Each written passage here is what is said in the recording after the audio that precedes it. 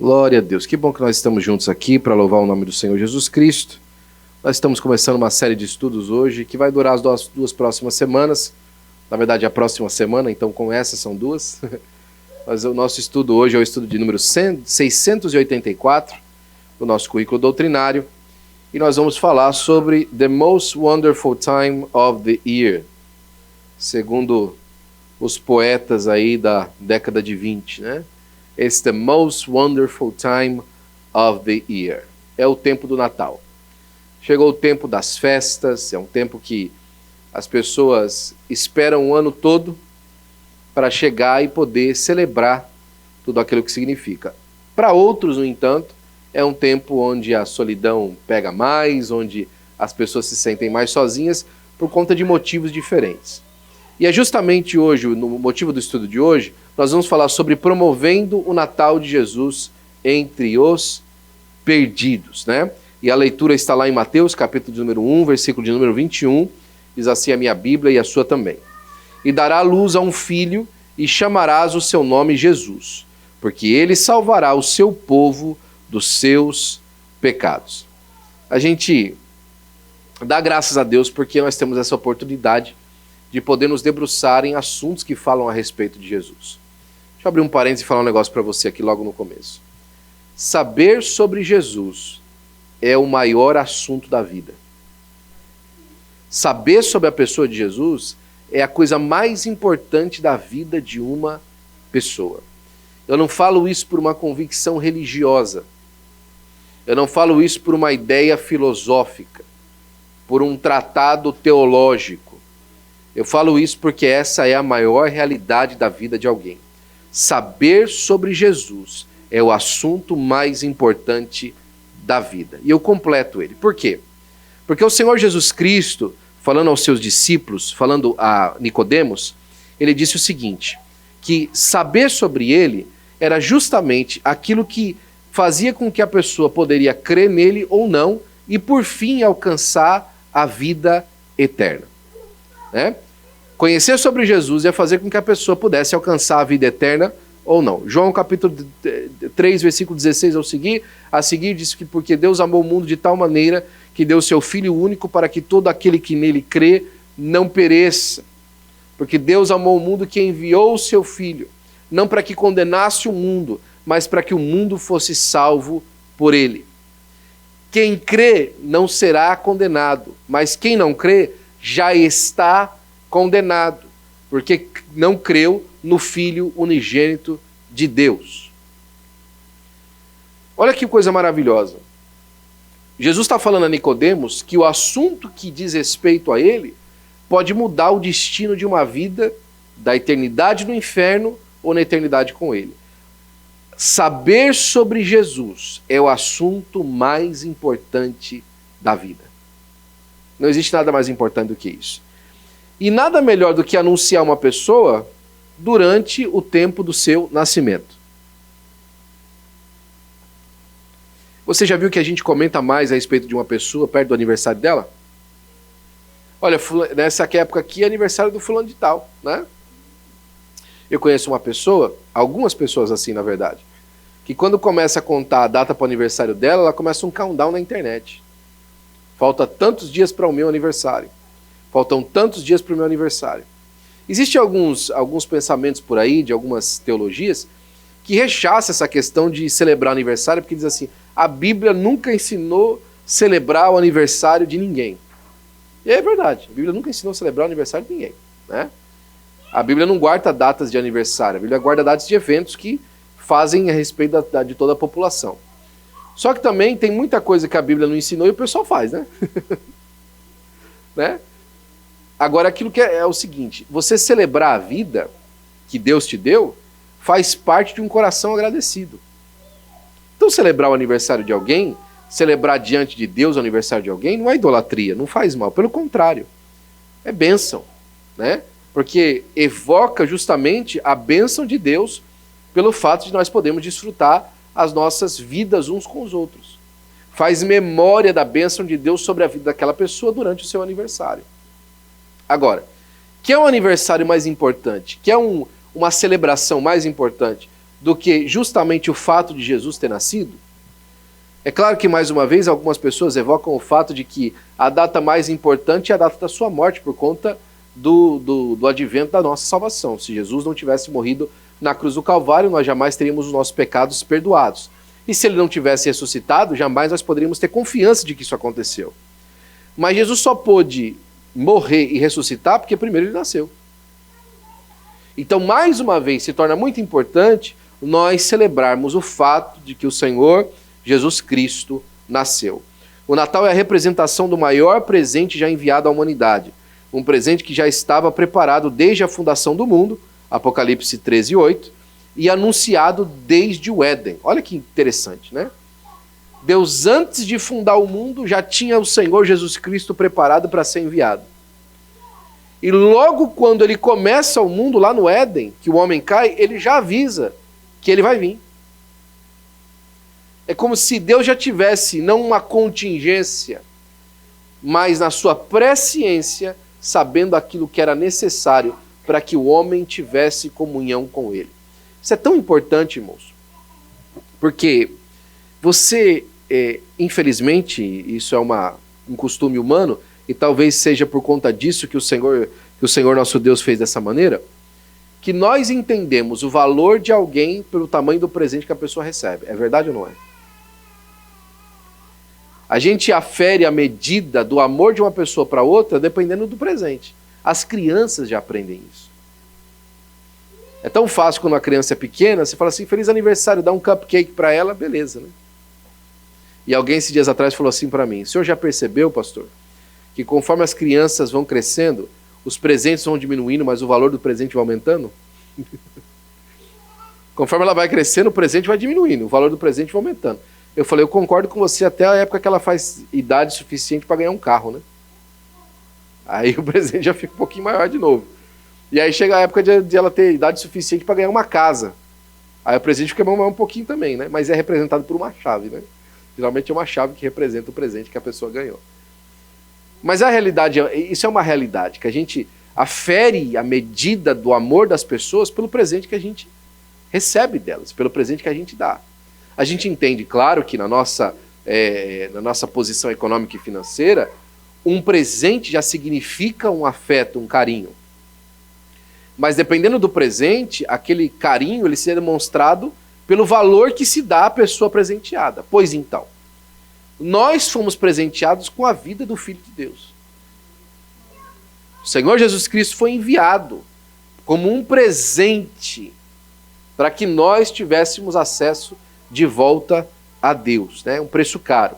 Um presente único, exclusivo, sem igual. É aquele tipo de presente que você não consegue presentear de volta, né? Você não consegue dar de volta um presente desse. E se você dá de volta um presente desse, na verdade ele não é nem aceito. Lembra de Abraão? Entenda o seguinte, Deus na sua presciência enviou Jesus, não é verdade? Então o Cordeiro de Deus já tinha sido imolado antes da fundação do mundo, é ou não é? Então o ato de Abraão de matar Isaac em cima do Sinai, né, do Moriá, já era um ato depois do ato do Senhor, do nosso Deus. É verdade ou não é? Dentro do paradigma da eternidade. Jesus já havia sido entregue antes da fundação do mundo. Então, quando Abraão entrega Isaac para ser sacrificado, Jesus já havia sido entregue. E você percebe que Deus não aceita o sacrifício de Isaac. Por quê? Porque ele fala assim, eu vou providenciar para mim um cordeiro. O cordeiro já estava providenciado.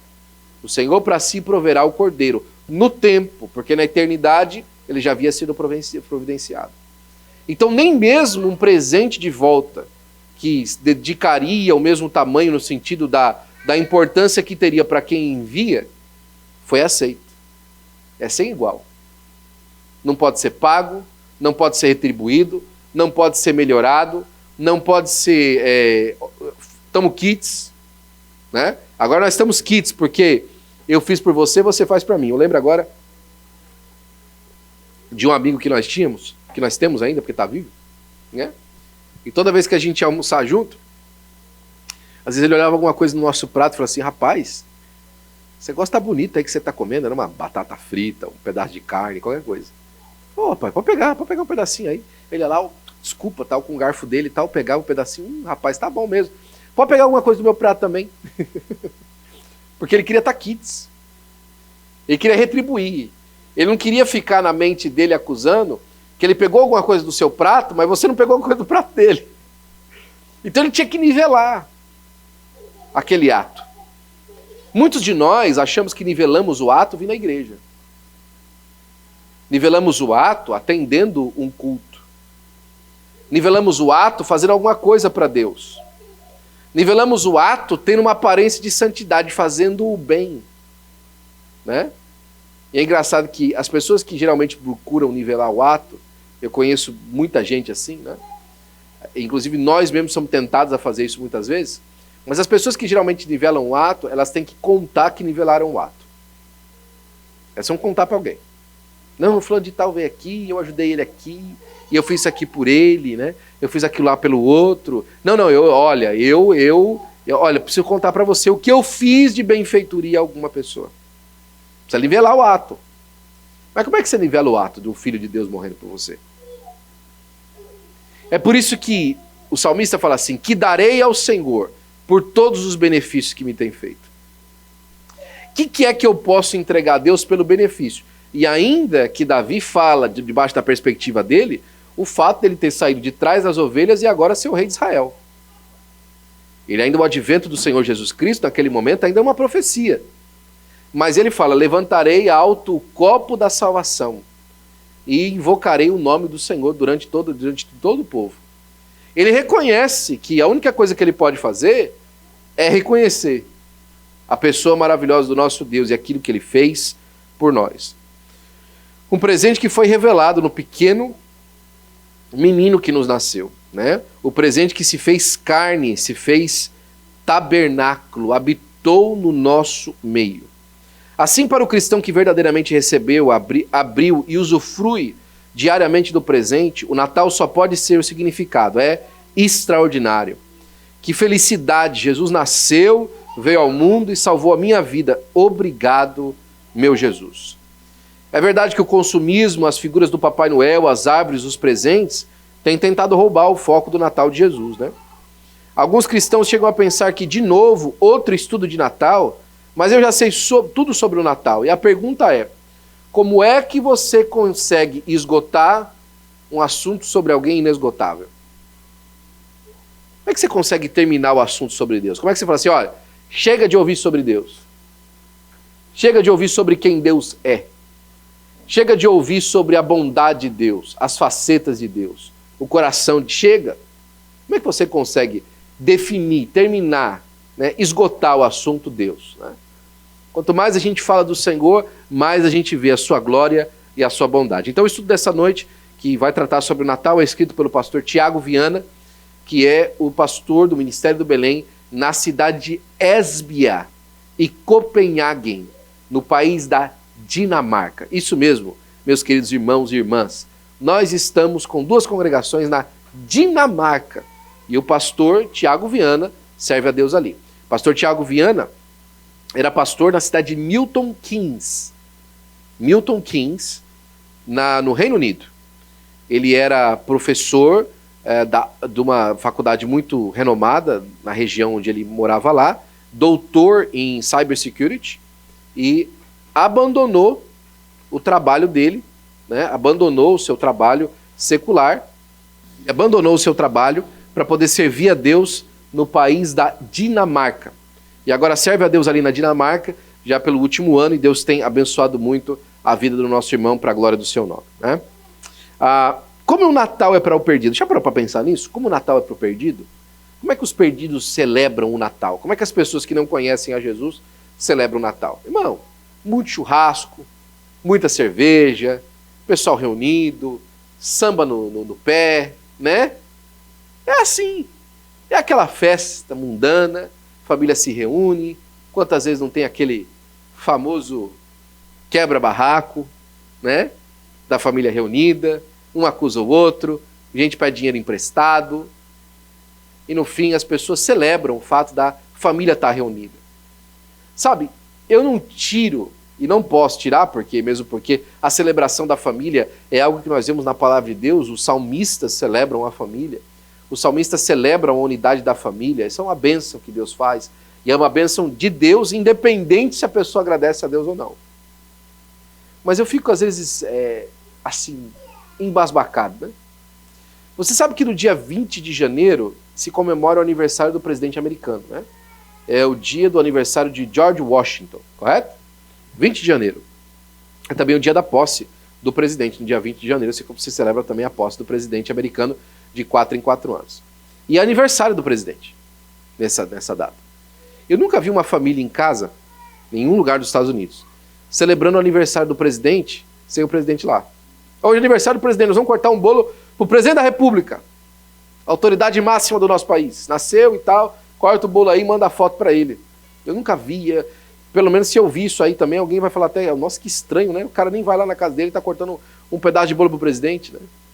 O aniversário da rainha, por exemplo, agora do rei, né? É um feriado nacional e as pessoas celebram, vão lá ver a rainha e tal, mas ninguém em casa corta um bolo para a rainha, né?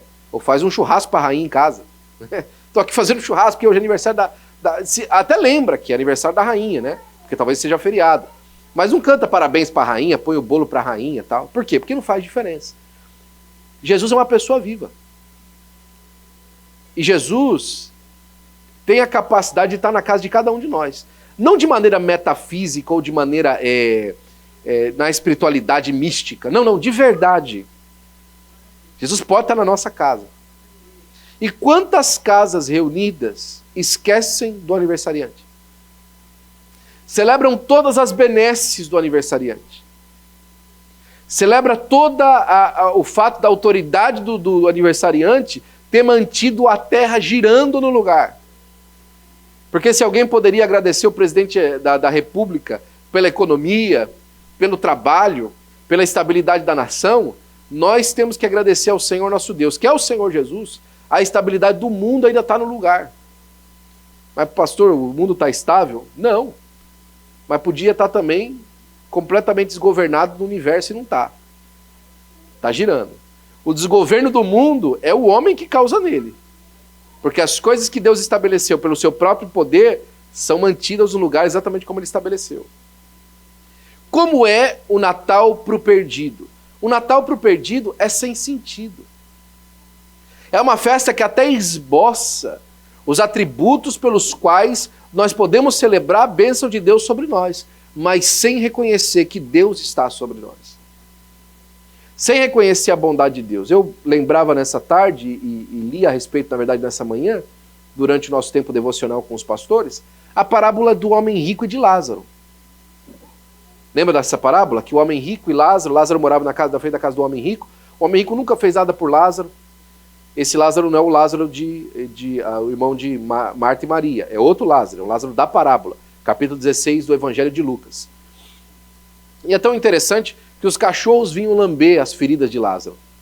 A morte chegou para os dois, porque a morte chega para todo mundo. E o homem rico foi para o lugar de tormento, porque viveu dissolutamente, com a sua riqueza. E Lázaro foi para o seio de Abraão. Olha que coisa extraordinária. O homem rico viveu toda a sua vida desfrutando da benesse de Deus sem reconhecer a Deus. Ou seja, ele não viu que aquilo que vinha de Deus, ele não recusou aquilo que vinha de Deus, ele desfrutou daquilo que vinha de Deus, mas ele não reconhecia a Deus. É o Natal do perdido. Ele desfruta das coisas que vêm de Deus. A palavra de Deus fala lá em Eclesiastes que não há bem maior para o homem do que comer e beber e desfrutar de todo o seu trabalho. E isso é dom de Deus. É Deus que envia a bênção para a nossa vida. É Deus que do alto envia o fôlego de vida. Você acordou hoje de manhã, foi Deus que te deu vida. Quando você deu aquela respirada profunda que você abriu os olhos, talvez você estava com dor no pé, talvez você estava com dor na cabeça, talvez você viu as coisas meio fuzzy, porque você acabou de acordar, mas você acabou de acordar. Você acordou. Porque Deus te deu vida. Os muçulmanos acreditam, por exemplo, que toda vez que você acorda é como se você ressuscitasse. E por várias vezes eu já me peguei orando, né? Senhor, eu te agradeço porque eu acordei, porque ninguém entrou na porta da minha casa durante a noite. Ninguém arrombou a porta da minha casa. Ninguém aqui fez uma maldade com a minha família. Nossa, Will, que pensamento ruim. Acontece na casa de milhares de pessoas. Na minha não aconteceu. Por quê? Porque Deus guardou a minha família. Não, porque o incidente é criminalístico na sua... Não, porque Deus guardou a minha casa. Porque Deus impôs as suas mãos e guardou a minha família. E eu dormi em paz, meus filhos dormiram em paz. E nós acordamos em paz. Porque Deus guardou a nossa casa. Eu não vou deixar de desfrutar e de reconhecer a bênção de Deus sobre a minha casa. Isso é celebrar o Senhor Jesus Cristo todos os dias, quanto mais ainda no Natal. E nós celebramos a data quando ele esteve, ou quando ele veio para nós, o advento da vinda do Senhor Jesus Cristo. Né? Muita gente celebra o Natal sem nenhuma ligação com o Senhor Jesus Cristo. Natalidade, a maioria dos perdidos ouvem a palavra Natal e a primeira coisa que eles veem na mente é a figura do Papai Noel, é a Coca-Cola, o caminhão da Coca-Cola, né, passando. É a árvore de Natal, são as apresentações, são as luzes na frente das casas. Ele reconhece tudo isso, mas ele não se lembra que o Natal representa a pessoa do Senhor Jesus Cristo. Isso não passa pela mente dele. Tem gente que já não lembra mais que é por isso que celebra Natal. Né? O Natal tomou uma caricatura completamente anticristã. Em muitos lugares, por exemplo, nos Estados Unidos, principalmente nas entidades, nas repartições públicas, é proibido se falar Merry Christmas. Você tem que falar Happy Holidays, para você não ofender ninguém. Então as pessoas estão se esquecendo que o motivo, né? Jesus is the reason for the season, como os americanos falam aí, os americanos crentes, né? Jesus is the reason for the season. Jesus é a razão por esse tempo que nós estamos vivendo. Mas aí vem as questões que são fora dessa verdade, né? No Japão, por exemplo, as famílias japonesas se presenteiam com um balde gigante vermelho e branco de frango de Natal, né? Em outros lugares, por exemplo, na Islândia, dizem que um gato gigante vagueia pelo campo nevado na época do Natal, e segundo a tradição, os que trabalham duro receberiam um novo conjunto de roupas, mas os outros seriam devorados pela gigante fera. As histórias do tempo, da época do Natal, né? Vejamos também outros povos do mundo. Os muçulmanos, por exemplo, eles, apesar de respeitarem a data, eles não celebram o Natal. Para eles existem apenas duas festas religiosas. O Eid al-Fitr, que é a comemoração do término do mês do jejum do Ramadã, e o Eid al-Adha, né, que é outra festa também. O judaísmo não celebram, né, o Natal, apesar de dezembro ser um mês de festa para eles, que é o tempo do Hanukkah. Né? Que eles celebram o Hanukkah, que eles acendem lá a Menorá, que é uma festa que eles celebram a época da rebelião dos Macabeus contra um povo que teve contra eles lá. O budismo, o hinduísmo e o taoísmo não tem nenhum envolvimento com a comemoração do Natal. Para eles, a única ligação vista no Natal são os atos de compaixão e de amor. Mas por que compaixão e amor? Né?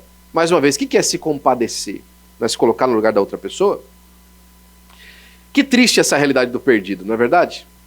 Ele não sabe o que é que está acontecendo. Ele não sabe que o grande presente para a vida dele chegou. Sabe, eu vejo, somente os nossos mais novos, né, hoje em dia, atrás de coisas que são efêmeras.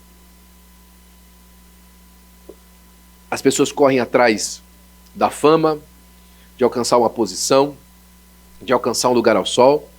Eu me lembro sempre de maneira muito cômica a vez que eu fui interpelado por um amigo, falando a respeito de mim, falando comigo assim: escuta, Will, qual que é o seu goal, né? Qual que é o nicho que você vai falar? Eu já entendi tal que você gosta de ser public speaker, você gosta de pregar e tal, mas qual que é o seu nicho?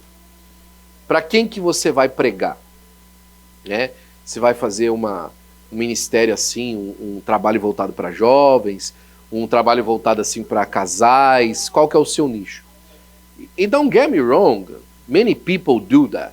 A lot of people do that. Tem muita gente hoje que colocou o seu trabalho ministerial num aspecto de nicho. É uma igreja contemporânea, é uma igreja voltada para esse público, para aquele público. Inclusive, é uma igreja conservadora, voltada para o público X. Te ensinam, inclusive, na faculdade, para você, quando for abrir uma igreja, você descobrir o tipo de público que você quer alcançar na igreja. Qual que é a faixa etária, quem que são eles, como é que eles se comportam, qual o tipo de comportamento que a sua igreja quer procurar nas pessoas, etc. e tal. E eu acho tudo isso muito válido numa perspectiva de marketing, mas a pergunta ainda continua. Qual é o tipo de nicho? A minha única resposta, e apesar de parecer, né, como o pessoal, os americanos falam, cavalier, né, cavalheiresca, né, parecer um cavaleiro alado em cima, né, parecendo com a sua armadura shining, naquela posição de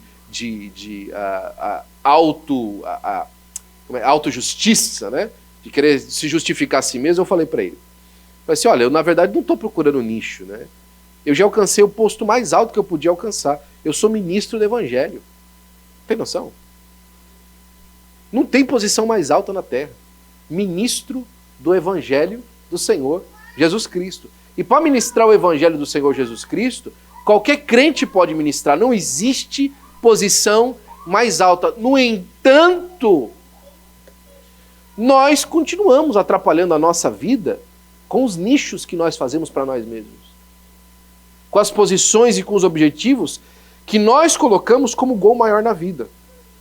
Eu repito para você o que eu disse no começo dessa mensagem. Não existe assunto mais importante da vida do que conhecer ao Senhor Jesus Cristo como seu único e suficiente Salvador, Senhor e Salvador, e fazê-lo conhecido. Não tem. E eu falei para aquele irmão, eu lembro bem que eu disse para ele, falei assim, olha, eu acho que eu talvez nunca me fiz entender para vocês. A posição que eu queria alcançar, eu já alcancei. Eu já cheguei lá. Né? E eu falei isso, eu lembro inclusive, né? Eu falei isso fazendo um trabalho, ministrando em um lugar que já não era mais o meu lugar onde eu queria estar, mas eu entendia que aquilo que eu precisava de alcançar, eu já tinha alcançado, porque eu havia alcançado não em mim mesmo, mas no Senhor. Que triste a realidade daqueles que não sabem disso. Eles são ovelhas que não têm pastor. Olha só essa passagem, Mateus capítulo 9, versículo 36. E vendo as multidões, teve grande compaixão delas, porque andavam cansadas e desgarradas, como ovelhas que não têm pastor. Isso aqui é demais. Jesus olha para as multidões e o coração dele não arde e fala assim, poxa, se eu desse um curso para esse pessoal aí, de como vender curso, esse pessoal amanhã todo mundo estaria vendendo curso, e o curso que eu vendi para eles, eles iam vir para mim para descobrir mais como vender curso, e eu seria uma pessoa milionária e ajudar esses pessoal a sair da miséria. Jesus não olha para eles e fala assim, olha, nós precisamos de fazer um governo aqui nessa situação. Nós precisamos ter um governo aqui, eu vou ser o líder de vocês, vou ajudar vocês a descobrirem o gol da vida de vocês. Também não. Jesus não olha para aquela multidão e fala assim, ó, cada um, né? Cuida da tua vida, que eu cuido da minha. Também não. Jesus não olha para aquela multidão e pensa assim, poxa, esse pessoal deve estar indo para algum lugar, né? Olha, mas eu respeito a privacidade de cada um deles. Jesus olhou para a multidão e a primeira coisa que acontece com o coração de Jesus, ele pesa. Compaixão.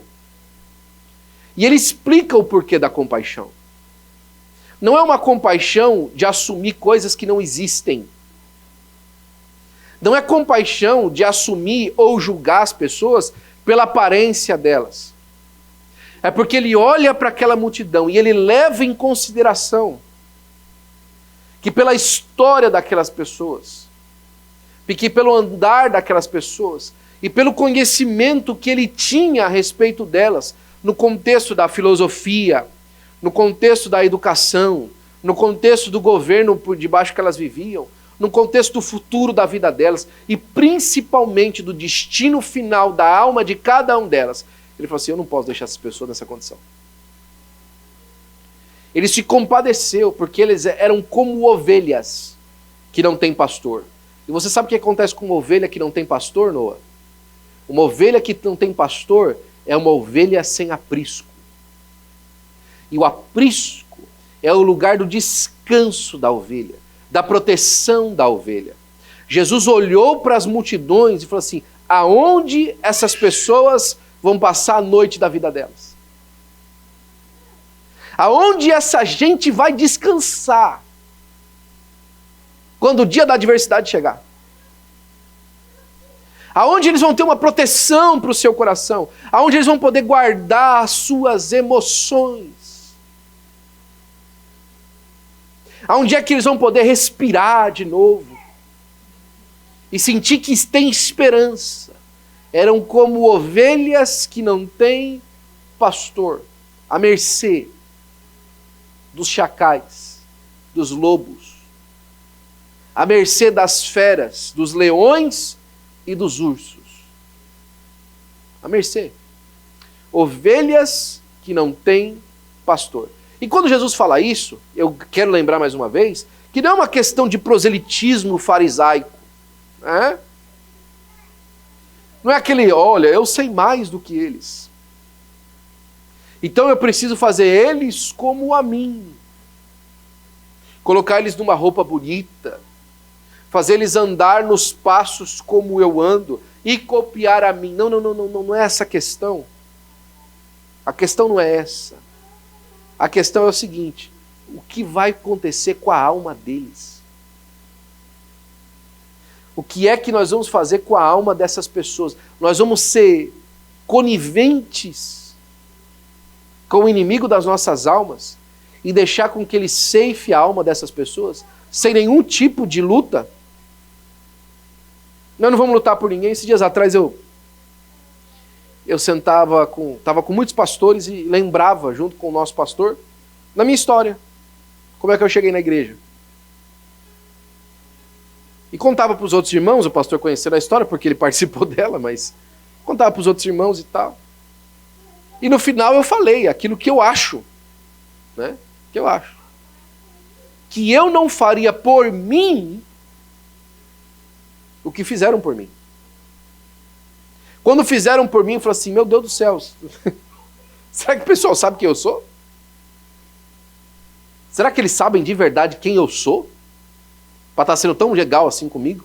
Está me dando uma oportunidade dessa? Charles Spurgeon tem uma frase muito interessante, das muitas que ele tem. Ele fala assim: não fica nervoso quando falarem mal de você, não. Você sabe que você é bem pior do que isso. Você sabe lá no fundo que você é bem pior do que isso que estão falando, então fica tranquilo. Se falarem mal de você, eles não sabem nem a metade. Você é bem pior do que isso aí. E eu lembrava no meio dos irmãos, né? Poxa, o que fizeram por mim. E agradeci, mais uma vez. Falei: pastor, olha, eu não teria coragem. E ele olhou para mim e falou assim: bom, na verdade eu só fiz o que fizeram por mim. Tiveram coragem comigo. E é justamente o ponto. Aquela multidão sem pastor, a partir do momento que receberam o pastor e reconheceram o pastorado, muitos deles no futuro, se tornaram pastor de ovelhas desgarradas. Buscaram aqueles que estavam perdidos também. E mais uma vez eu lembro para você o que eu disse no começo dessa mensagem e já repeti mais uma vez. Eles entenderam que o maior valor da vida era conhecer a pessoa do Senhor Jesus Cristo e fazê-lo conhecido. Eles entenderam isso. E botaram isso em prática, né? Então chega ao cerne da nossa questão: o que é o Natal de Jesus? O nascimento de Jesus tem um significado extremamente profundo. Jesus veio ao mundo por um motivo extraordinário. Sabe o que significa extraordinário? O que significa ordinário primeiro? Infelizmente, um grupo de pagode do Brasil colocou que a palavra ordinário tinha uma conotação pejorativa. Que ordinário era alguém sem valor. Era alguém, na verdade, com valor ruim. Mas a palavra ordinário significa nada mais, nada menos do que comum. Ordinário. Eu nasci em uma família ordinária, comum. Eu vivi uma vida ordinária, comum. Jesus veio ao mundo por um motivo extraordinário,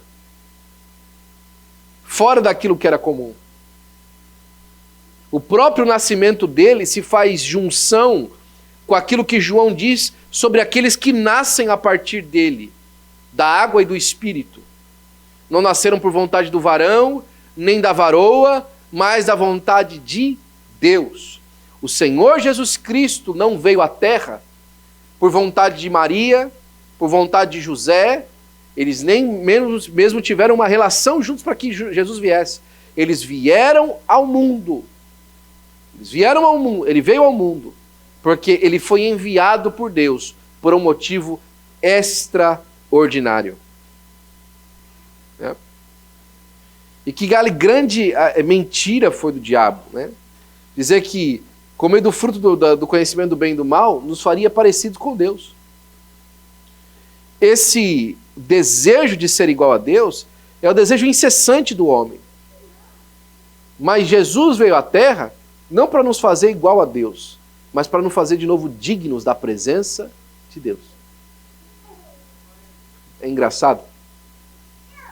Eu percebo que às vezes as pessoas fazem alguns contratos na vida para alcançar certos valores. E é justamente um contrato com o diabo.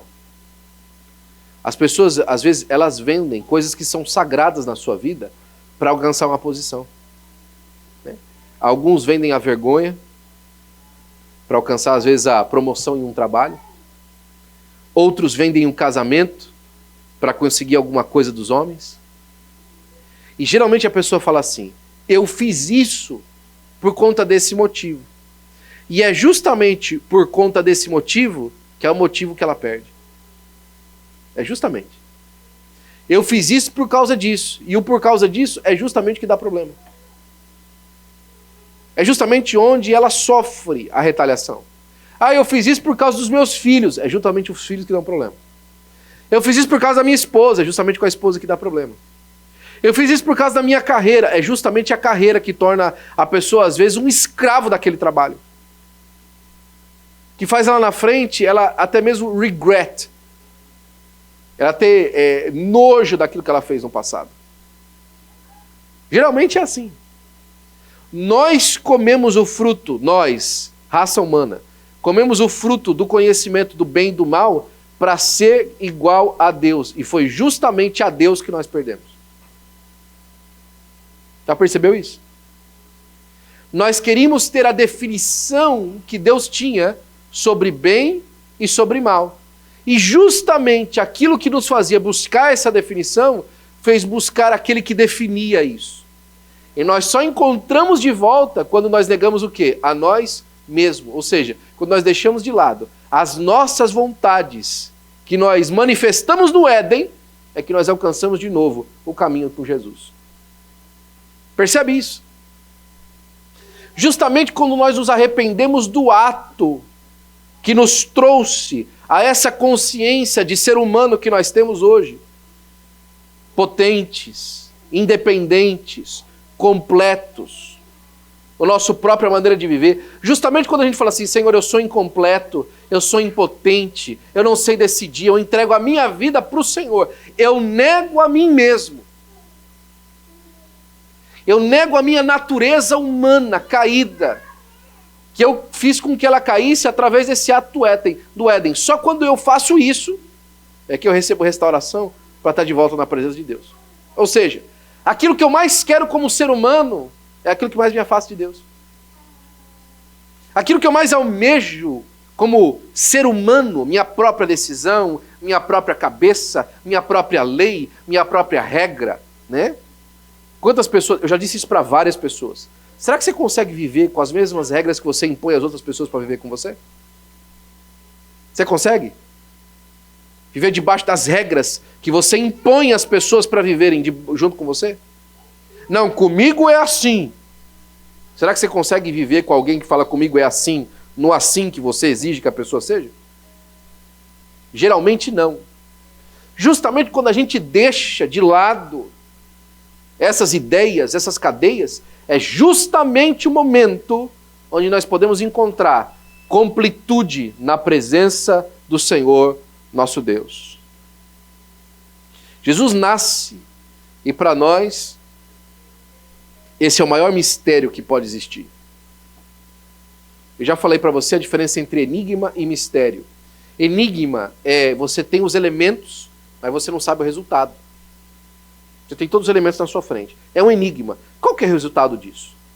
É por isso que enigmas, por exemplo, vem, né? O que é o que é.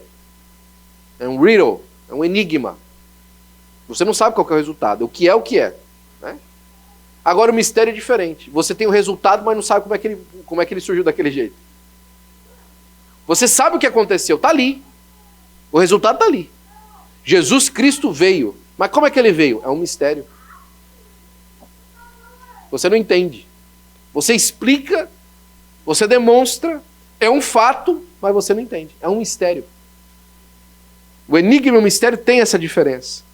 E o maior mistério da humanidade é a pessoa do Senhor Jesus Cristo. E esse mistério maior é: por que Jesus me ama? É tão bonito isso que um dos escritores dos hinos da harpa falou assim: ó, porque Jesus me ama, eu não posso te explicar. Eu não tenho como explicar para você porque Jesus te ama. Mas Ele te ama. E sabe qual é o mais maravilhoso? É que essa vontade de Jesus de te amar, ela continua a crescer. Ela continua a acontecer. Porque cada vez que anunciamos o Natal do Perdido, cada vez que alguém aceita Jesus como seu único e suficiente Salvador, o Espírito Santo de Deus vem e faz morada no coração dessa pessoa. E novamente se repete: o infinito de Deus cabe dentro daquilo que é finito. Que lindo é o Natal do Senhor Jesus Cristo. Nós estamos terminando aí. Aqui rápidas maneiras de você apresentar. Por que devemos promover o Natal do Senhor Jesus Cristo para os perdidos? Entre muitos motivos, o primeiro deles é a questão é que estão perdidos como ovelhas que não têm pastor. Se você não falar, ninguém vai falar. Durante o nosso ELAD esse ano, o pastor presidente da Assembleia de Deus na Inglaterra foi um dos preletores. E um homem de Deus abençoado. E ele falou que na Inglaterra, hoje, os teólogos e aqueles que estão discutindo evangelismo na Inglaterra hoje, eles não consideram mais a Inglaterra um país pós-cristão. Não consideram a Inglaterra um país pós-cristão mais. Eles estão considerando a Inglaterra um país pré-cristão. Sabe qual é a diferença de um país pós-cristão para um país pré-cristão? É essa aqui. Um país pós-cristão é aquele que o cristianismo deixou de ser relevante. Um país pré-cristão é onde o cristianismo ainda não chegou. O atual estado da Inglaterra é como se o evangelho não tivesse chego ainda. Porque eles já passaram a fase da irrelevância do evangelho. As novas gerações que estão nascendo agora na Inglaterra, os que estão hoje com uns 20 anos de idade, muitos deles, crescendo num país como a Inglaterra, nunca ouviram falar de Jesus. E não é que eles não ouviram falar de Jesus porque Jesus não está na cultura. Não, é pior do que isso. Nem na cultura Jesus está mais. E o pastor estava falando que agora eles estão fazendo cruzadas evangelísticas como eles faziam na época de John Wesley. E as pessoas, os jovens, estão vindo para Jesus como se nunca tivessem sido educados em nada do cristianismo. E sabe o que eu me pasmo hoje? E aqui no nosso culto de ensino, é que muitos dos nossos filhos não conhecem nada da história da Bíblia. Absolutamente nada. Nada. Cultura bíblica é zero. Não sabe falar sobre Adão e Eva. Não sabe falar sobre Abraão. E até aí tudo bem. Não sabe falar sobre Davi. E até aí tudo bem. Eu não considero isso muita coisa. Afinal, a nossa presença na escola dominical é tão pequena. Mas o pior disso não é isso, não. O pior disso é que eles não conhecem nada sobre a salvação. Sobre o Senhor Jesus Cristo. Eles não sabem o que significa ser salvo na pessoa do Senhor Jesus Cristo. E eles estão na igreja. E eu me coloco aqui com toda a responsabilidade. A primeira falha é minha, como seu pastor. Mas eu, com todo amor e carinho, compartilho ela com você. Sem problema nenhum. Compartilho ela com você. Nós estamos vivendo momentos, irmãos, onde os nossos filhos na escola são bombardeados de uma maneira tão terrível que eu já ouvi. Qual que é o problema da pessoa escolher que ela tem uma identidade assim? Isso é um sintoma de algo muito pior.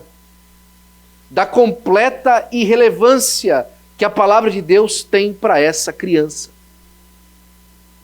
para esse adolescente, para esse jovem. E quando eu falo isso, eu não falo de costume. Manifesta-se no costume, mas não é o costume. Não é o costume da maneira como fala, ou da maneira como anda, da maneira como se veste. Não. Nós somos adultos suficiente, inteligentes o suficiente, para saber que não é a questão. A questão é pior do que essa. É porque não existe uma base, uma vontade de buscar a palavra de Deus e conhecer quem é o Senhor Jesus Cristo. Tem muitas famílias se preparando agora para os natais em casa, e eu quero convidar para nós passarmos o Natal juntos mais uma vez, aqui na nossa igreja, no dia 24, fazemos a nossa ceia de Natal juntos. Porque há muitos natais sendo preparados agora, que qualquer participação do Senhor Jesus Cristo será respeitada. Já está pronto. A bebida já está separada. O dinheiro, até mesmo para entorpecente, está sendo separado. As famílias já estão se combinando de fazer pijama junto, mas o Senhor Jesus Cristo está sendo absolutamente ignorado. E aí a gente vê, pastor, isso é radicalismo. Pois é, até pouco tempo atrás isso era o mínimo. Celebrar o Senhor Jesus Cristo em casa era o mínimo. Celebrar o Senhor Jesus Cristo na igreja era o mínimo. Hoje, uma palavra assim, falar sobre bebida, falar sobre entorpecente, falar sobre vida santa, é radicalismo. Olha onde a gente veio parar. Hoje é radicalismo. Hoje é sermos radicais. Que seja. Eu vou ser radical como o Senhor Jesus Cristo foi. Doando a própria vida dele. Ainda que essa doação tornasse as pessoas que estavam recebendo a vida dele contra ele. O radicalismo do Senhor Jesus Cristo é aquele que entrega a sua própria vida por amor dos seus amigos, inclusive quando os seus amigos não querem estar presentes, não querem acompanhar, não querem servir a Deus. Mas a conta vem. E eu espero que ela não venha. Como é que nós podemos promover o Natal de Jesus? A primeira coisa que nós podemos fazer é conhecer o nosso público-alvo. Quem são as pessoas que nós queremos falar para Jesus nesse Natal? Nós queremos falar de Jesus para alguém nesse Natal? Nós queremos aproveitar essa festa que nós vamos ter aqui na nossa igreja, que inclusive é o Friends Forever desse mês, é no Natal. Nós queremos convidar alguém que não conhece a Jesus para passar o Natal pela primeira vez de verdade com alguém? Nós temos coragem de fazer isso? De convidar as pessoas para conhecer Jesus? Quem são essas pessoas? Você já pensou? Vou contar um testemunho para você aqui, e eu começo a terminar. Nós tivemos um dia da Bíblia aqui na nossa igreja, nós celebramos o parque, na nossa sede também. A nossa sede fez uma programação muito bonita, foi todo mundo para a rua evangelizar em vários lugares. Eles fizeram 21 pontos de evangelização. Foi muito legal, né? Um grupo muito bom dos nossos irmãos e tal, saíram para a rua evangelizando, né? Foi muito, muito, muito interessante. Agora, olha que interessante isso. Duas das pessoas, 14 pessoas aceitaram Jesus. 2 das pessoas estavam se preparando para o suicídio. Dessas 2 pessoas, uma delas, quando os nossos irmãos chegaram para evangelizar, estava sentado numa cadeira escrevendo a carta de despedida. Quando alguém chegou para falar para ela de Jesus e entregar uma Bíblia na mão. Você já pensou? Você já pensou você chegar num momento tão crítico da vida de uma pessoa? Ah, pastor, como é que eu vou saber? Eles não tinham como saber também. A única coisa que eles podiam fazer é fazer aquilo que Jesus mandou e evangelizar. Quem são elas? São as pessoas que estão em volta de nós. É aquela sua amiga que sorri para você, mas você não sabe a aflição da alma dela, e ela já planejou que esse fim de ano é o último final de ano dela. Ela vai se matar. Ele vai se matar. Ele vai fazer alguma coisa contra a vida dele. Quem é essa pessoa? É aquela pessoa que já combinou consigo mesmo que esse ano é o último ano com a família. Ele vai abandonar todo mundo. É aquela pessoa que já se decidiu que ele não aguenta mais, que ela não aguenta mais. É aquela pessoa que esse ano vai ser o ano mais solitário da vida dela, porque ela acabou de chegar nesse país e ninguém se importa. Quem são elas? Qual que é o nosso público-alvo? O nosso público-alvo é aqueles que precisam da salvação. Os nossos irmãos brasileiros, primeiro, que estão aqui. Que precisam de um abraço. Você lembra do seu primeiro Natal nesse país? Como é que foi seu primeiro Natal nesse país? Doeu a saudade do seu pai, da sua mãe? Da sua família? Você lembrou daquela festa da casa do tio? Com todo mundo junto? Como é que foi seu primeiro Natal aqui nesse país? Eu não vou contar o meu. Talvez você se surpreenda. Mas como é que foi o seu primeiro Natal aqui? Você lembra como é que foi? E é que talvez o pior ainda do que o primeiro, o segundo Natal aqui, como é que foi? Como é que foi o segundo Natal aqui? Talvez tenha sido um Natal que você tinha acabado de receber uma notícia muito ruim, muito triste. Mas não precisa ser assim na vida da outra pessoa. Nesse Natal, ela pode conhecer Jesus e uma família inteira em volta dela, que ela nunca conheceu antes, para a glória do nome do Senhor Jesus Cristo. Forneça uma amostra grátis, demonstração ou degustação. Forneça uma amostra daquilo que significa servir a Jesus. Você lembra como é que significa servir a Jesus ainda? Forneça uma amostra da alegria que há, da completude que há. Tem pessoas que falam assim para mim, ah, pastor, mas é difícil porque a pessoa não vai nos entender. É a mesma coisa da criança que fala assim, ah não, eu não gosto dessa comida. Você já comeu? Não. Como é que você sabe que você não gosta? Você nunca comeu? E aí você insiste com a criança, né? Come, você vai gostar, come, você vai gostar. O sobrinho da Ana não come nenhum tipo de vegetal. Nenhum tipo. Esses dias atrás, quando eles estavam na nossa casa, eu ofereci para ele uma fatia de tomate na carne, para fazer um sanduíche com a carne. E ele respirou fundo porque aquilo trazia até ânsia para ele. E aí ele colocou um pedaço de tomate na boca, com a carne, e foi comendo aquela mastigada longe da boca, para se precisar de cuspir da boca ficar fácil, né? E ele foi mastigando, tal. Entrou na sala e falou assim, pai, eu acho que agora eu gosto de tomate. 18 anos, 17 anos de idade, foi descobrir que comia tomate. A vida inteira rejeitando. Até que alguém insistiu. E eu estou falando isso de paladar. Imagina ter a vida mudada por causa da pessoa maravilhosa do Senhor Jesus Cristo. Conte a história e use elementos conhecidos.